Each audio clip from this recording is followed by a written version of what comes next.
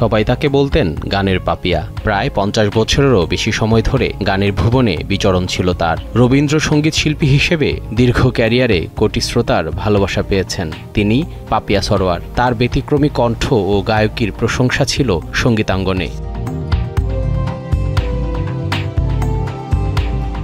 রবীন্দ্রসঙ্গীত শিল্পী হয়েও আধুনিক গানে দারুণ সাফল্য পান তিনি।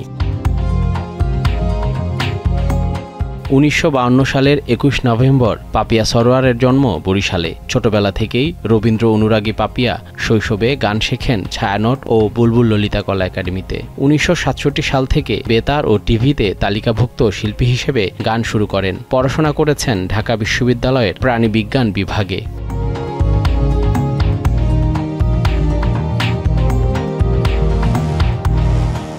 পরে বাংলাদেশ স্বাধীন হওয়ার পর 1973 সালে তিনি প্রথম ভারত সরকারের বৃত্তি নিয়ে শান্তিনিকেতনে বিশ্বভারতী বিশ্ববিদ্যালয়ে রবীন্দ্রসঙ্গীতে স্নাতক করার সুযোগ পান। 1982 সালে নিজের নামেই প্রথম অডিও অ্যালবাম প্রকাশিত হয় পাপিয়া সরোয়ারের। সর্বশেষ অ্যালবাম আকাশপানে হাত বাড়ালাম প্রকাশিত হয় 2013 সালে।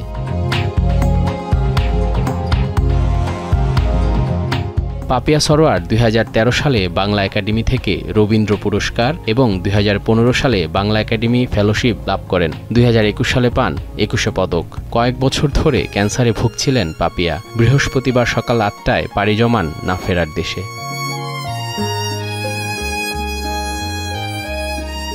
জহুরুল মোহসান, দীপ্ত সংবাদ, ঢাকা।